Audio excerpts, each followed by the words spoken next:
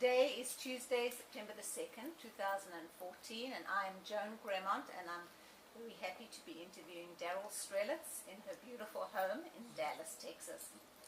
Darrel, talk about what you know about when and why your family originally immigrated to South Africa, and what can you share about their lives and their early years in South Africa? My father's family came from Lithuania, and they came in the late 1890s, about the late 1890s. And they came, I think my father's father brought out the family one by one by one. They were very poor and not very educated.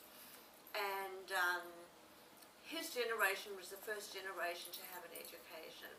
But they came out at that time to escape the pogroms. And the typical Lithuanian Jewish history of being very poor, very persecuted. And he didn't only bring out his wife, but he brought out brothers and sisters and cousins, brought out a whole lot of family.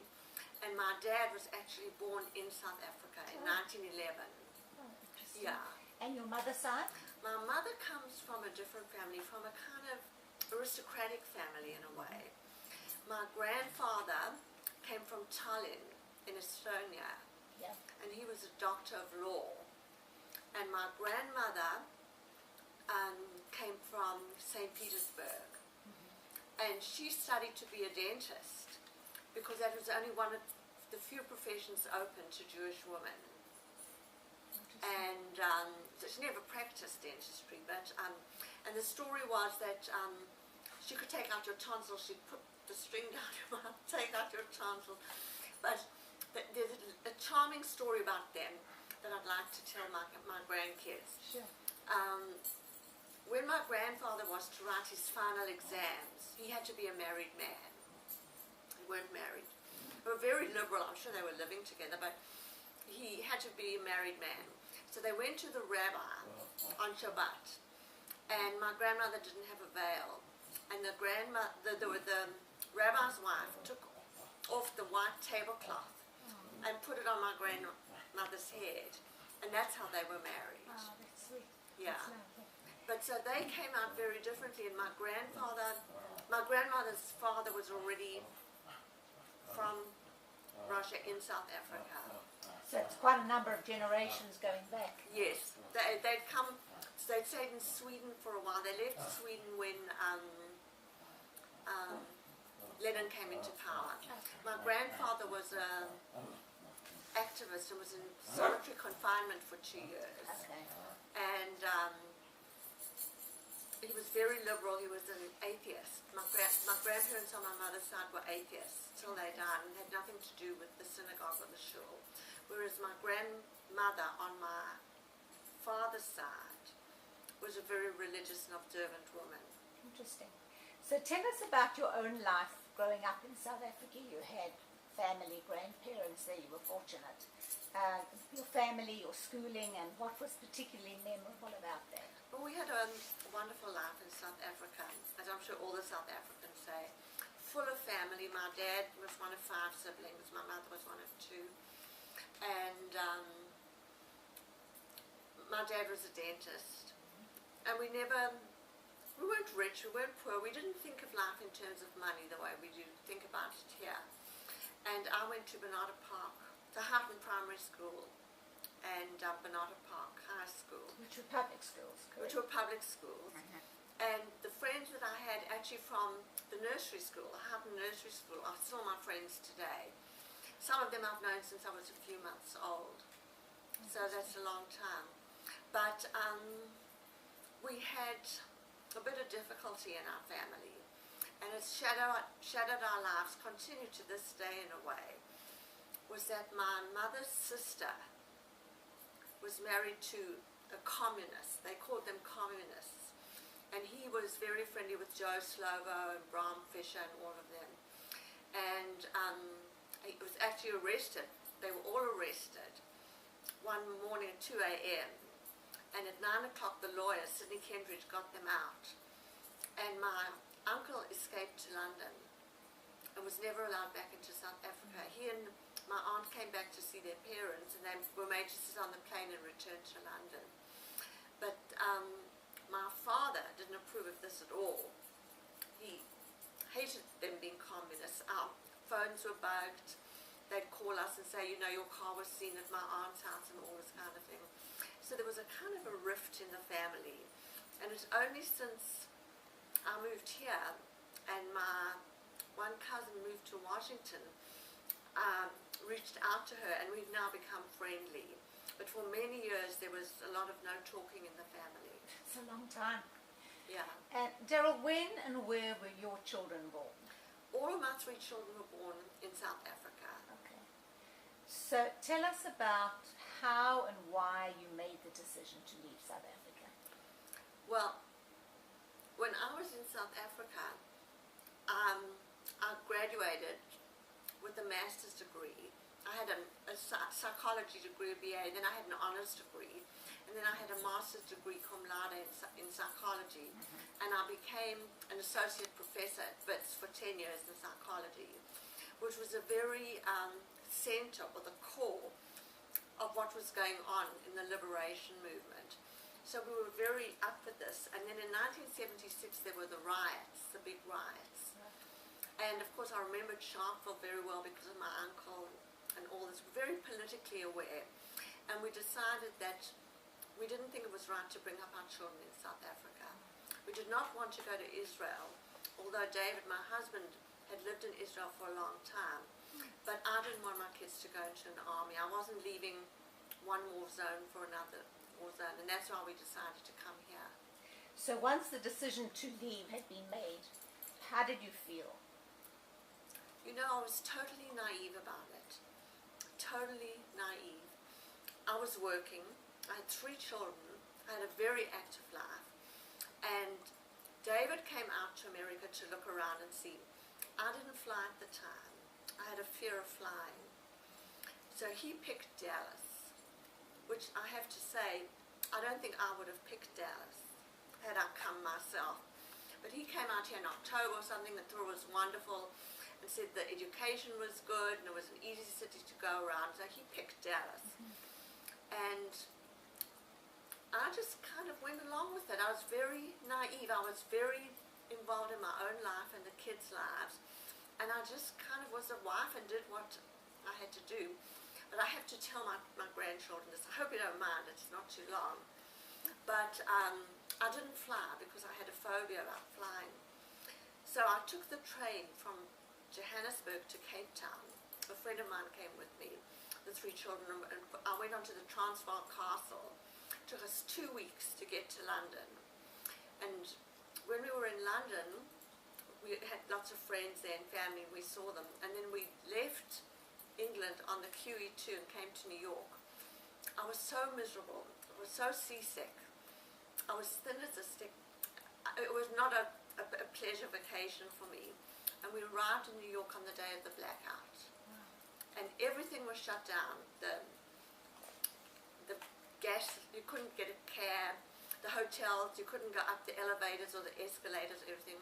So David said, look, I don't care what happens. I'm going to Dallas and I'm flying with the children. And you can decide what to do. So out of desperation, I flew with them, although I sat separately from them because I thought if I had a breakdown, I didn't want them to see. And that's how we flew into Dallas late one night in July, the heat of summer. Now, you were part of an early wave of South African immigrants when you came here. So in what way were others helpful when you first arrived, and how welcoming did you find the Dallas community as a new immigrant? I didn't find anybody very welcoming, not the South Africans, and not all Americans. There were a few Americans who I met through carpool and that sort of thing, who've become my very good friends.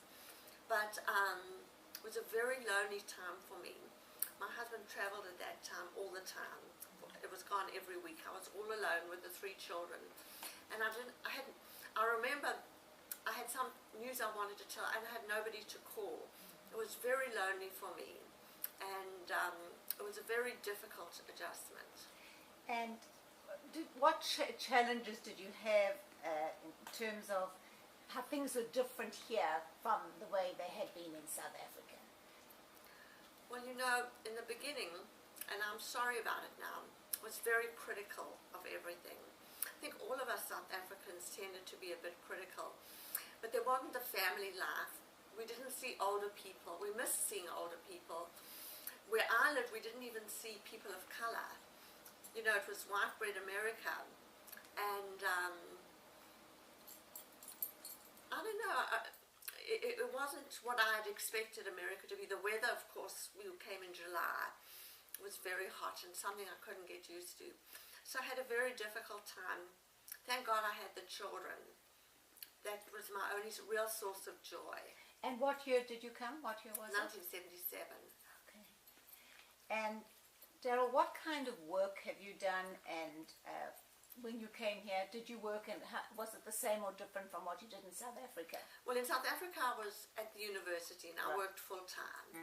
So I had a wonderful job for 10 years, which I loved and I missed terribly.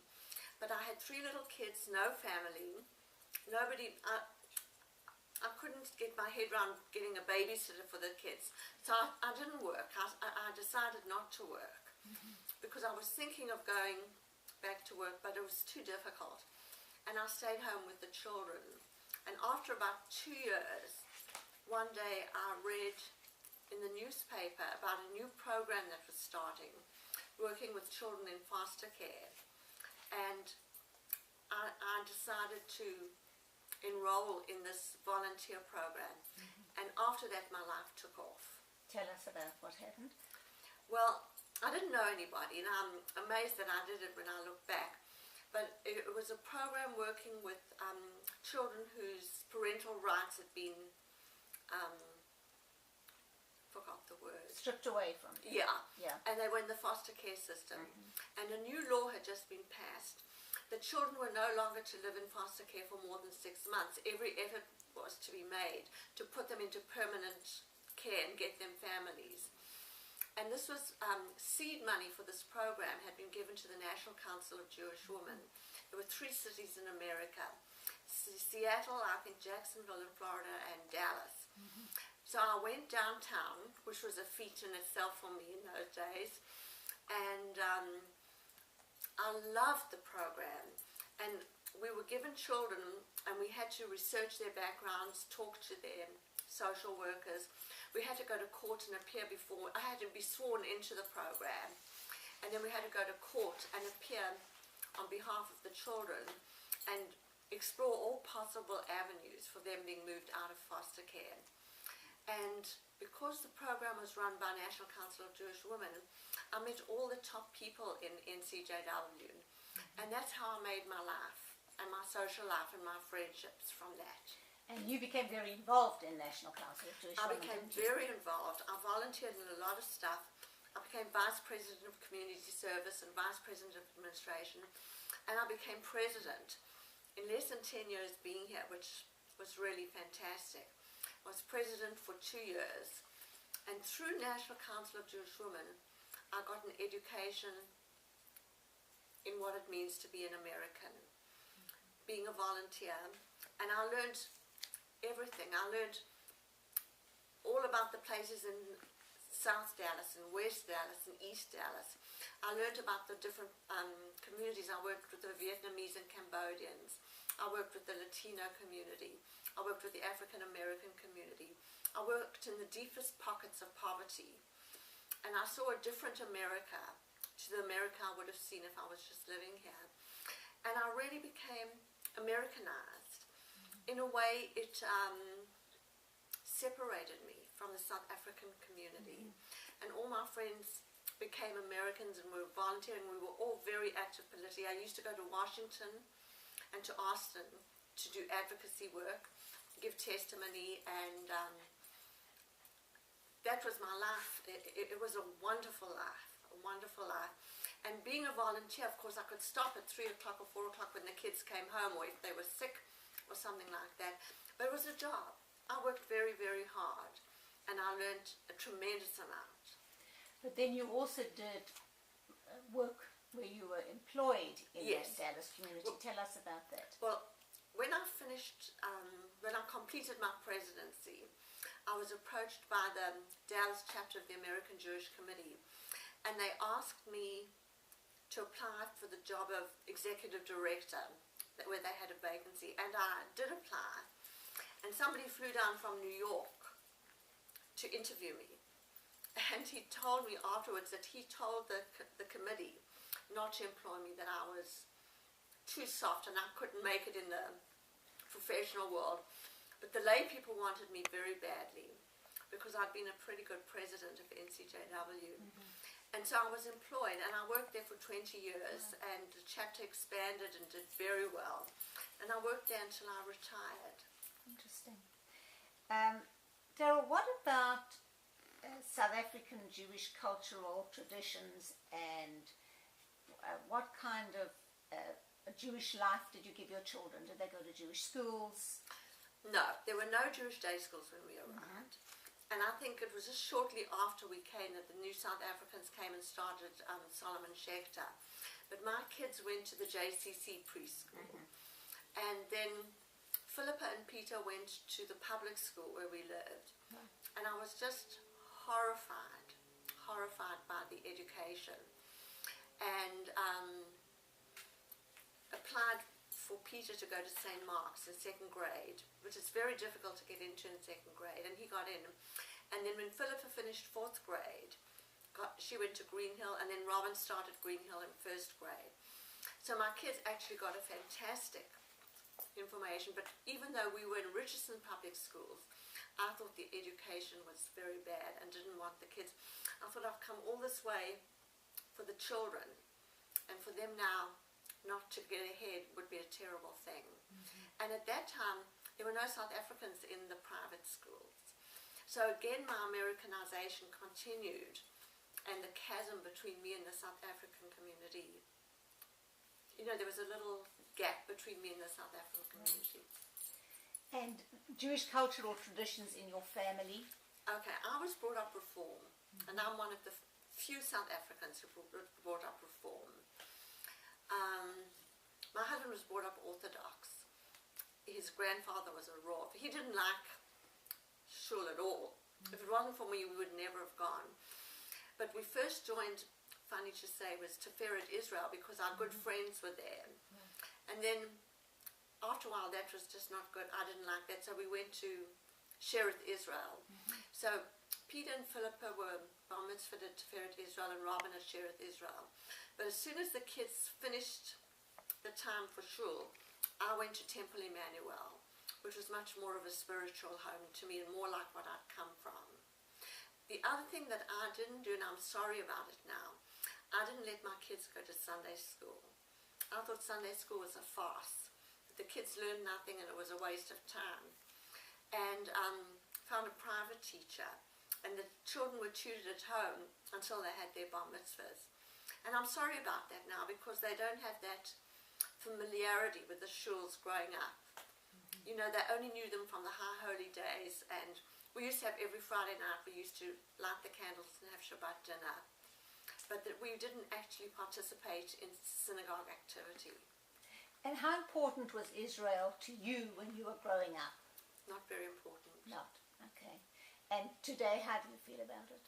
Well, when I was with NCJW, it was not a big focus of my life. But at the American Jewish Committee, it became a very big focus of my life, and it was a whole new learning curve. In fact, I went on a trip called Project Interchange, where I took our freshman senator, Pete Sessions, to Israel. I went with all the senators and congressmen, and I learned all about Israel through American Jewish Committee, through conference calls, getting speakers, going to Israel, and it became very important in my life. And Darrel, what traditions rooted in your South African Jewish heritage do you see your children continuing today? Sad to say, very little. My eldest granddaughter just had a bat mitzvah, and her brother's going to have a bat mitzvah. And she married a nice Jewish boy from Chicago. But they don't do the Friday nights the way we do it, and they don't have that Jewish cut that we had. They just don't have it. They live in Austin, and most of their friends are not Jewish. My son married a girl, a lovely girl who's not Jewish, and they've got twins.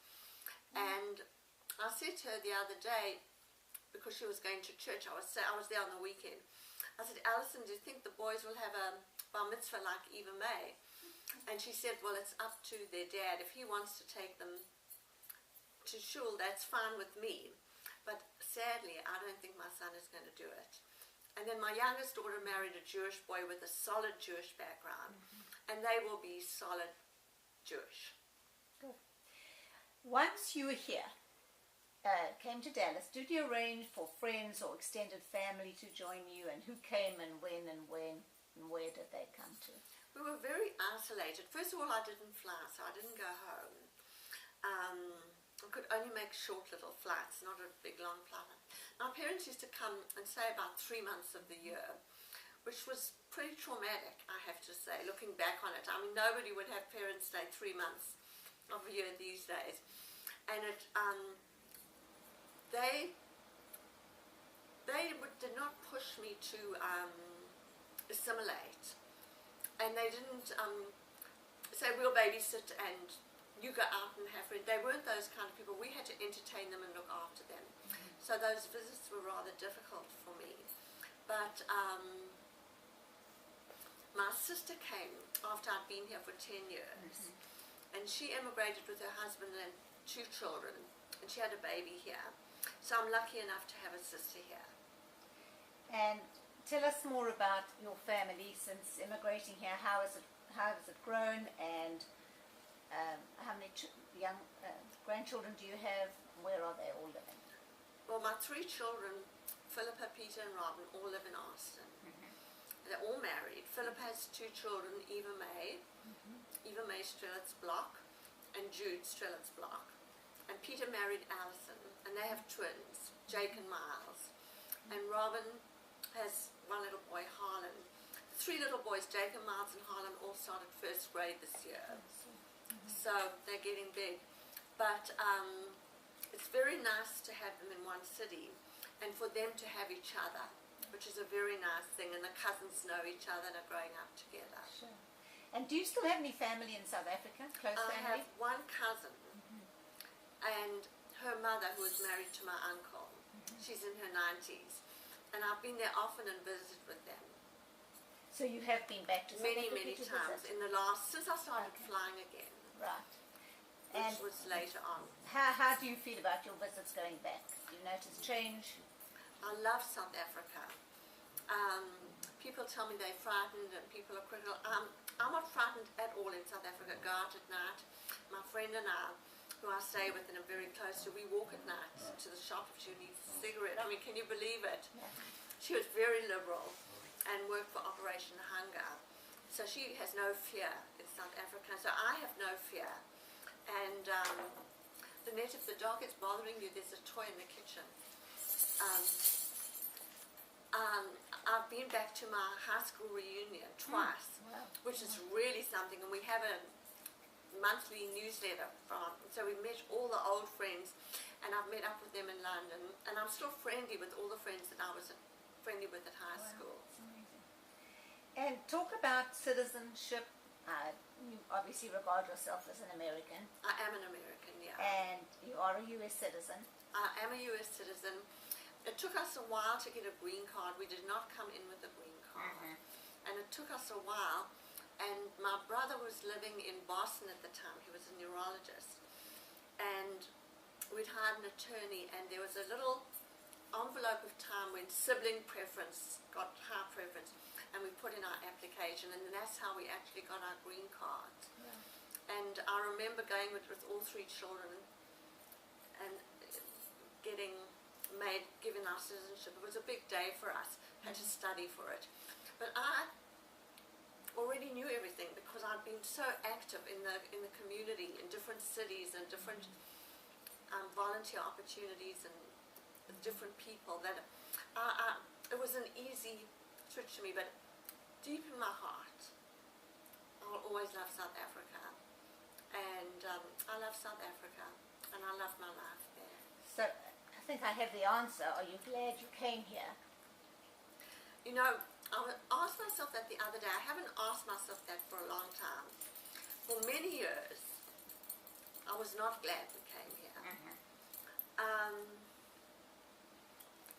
I don't think about whether I'm glad or not glad. I just know I'm here. My 3 children are here and my grandchildren are here. So there's no point in thinking about it. There's no alternative. I'm here. I have no family left really in South Africa. And I feel that I have been given a lot through the immigration experience.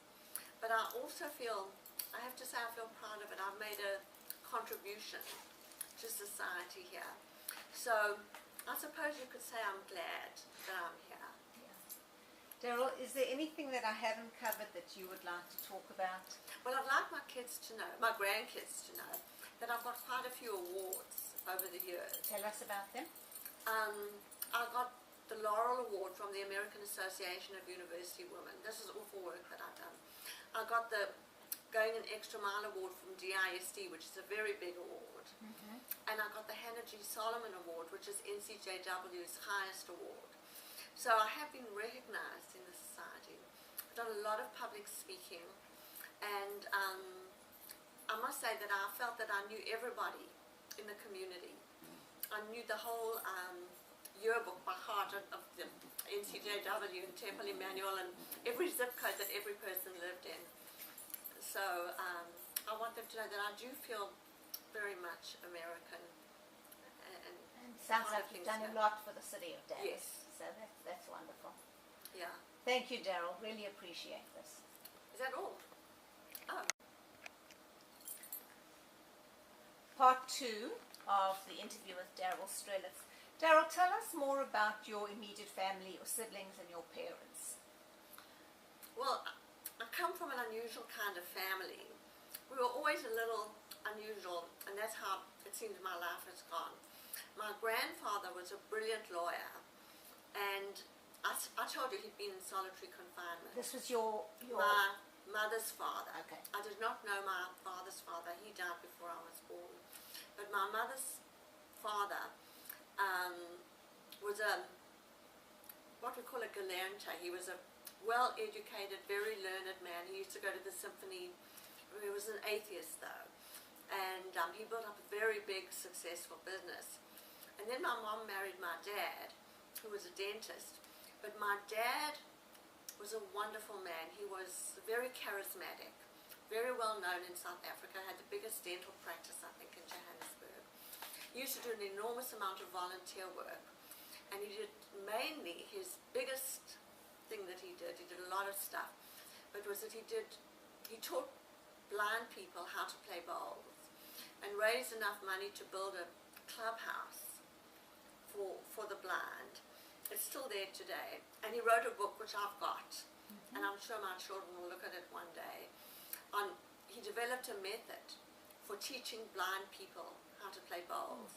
And he was invited to go to Israel after both of the big wars, the 6-Day War and the Yom Kippur War, to work with their blind.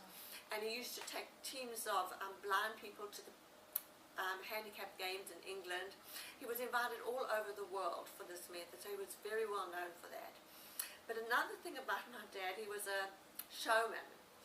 And as a young man, he used to act for the Johannesburg Repertory Theatre. And he was very good looking. And he always used to play the juvenile lead, like in Oscar Wilde, The Importance of Being Earnest, or that kind of thing. And he became a magician, and he used to go to birthday parties and entertain the kids. And I'm trying to think, there's something that's just slipped my mind. I'm having a senior moment that my dad did. But, oh yes, I don't know how I could forget this. My parents started making movies. They started not making home movies, but they'd get a story and my mother would write the script and my dad would direct it, and they'd find people to act and my mother would edit it, and they won prizes. They won a prize. They made a film. They were asked to make a film on a new kind of corn which was being genetically changed. It was right in the beginning, and they made a film on that and they won an award. And they made a film on how South Africa with Louis Botha started in the 1900s when the Afrikaners took over. And we've all had that film made into a, we had it made into a VCR. Now I suppose we'd have to change it again. But I've watched the film, and they won awards for all their films. My brother has been particularly successful. He's a neurologist and lives in Tampa, but he became president of the American Neurological Association and traveled the world on that. And my sister Katie, my youngest sister Katie, has had a very successful career as a preschool teacher at the Levine Academy.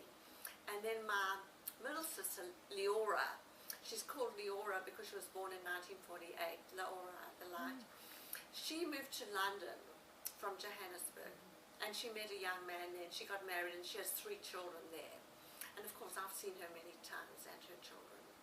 Good. Right. So I'd say the whole family has been pretty successful in America and made good lives. Tell us a little about your mother. What interested her? My mother was a solitary kind of person, and she was, when I went to university, she had left university. She got married at 18, and I was born when she was 19. She went back to university and got her degree when I got mine. But she was extremely well read, very, she used to run the business side of my dad's business, and she used to read a lot, and she used to do yoga, and she was just different from other mothers. She wasn't a motherly mother. She never cooked. I mean, I did not learn to cook at home, and to this day I'm not a great cook. And she was different. She had this thing going on in her family with the difficulties between my father and my uncle and my grandparents. And for my grandfather, who was anti-communist, to have a son-in-law who was communist was a big thing. So there was kind of an underlying tension all the time. And Darrel, when you told your parents you were leaving, what was their reaction? They never once, I can't imagine how they did it, but they never once said don't go. They never once said don't go. I would really be bereft if my children would leave. But they just looked at it positively and never complained about it, and thought it was for the best. And in the end, all 4 of their children left. Yeah, well, my brother left first. He left to go to, he went to Harvard Medical School, and he was already here when we came. And then I left, and then my sister went to London, Leora. I was the 3rd one to leave, and Katie was the 4th. Well, at least the 2 of you in the same city. Yes. So that's good. Yes. All right. Thank you, Darrel. Okay.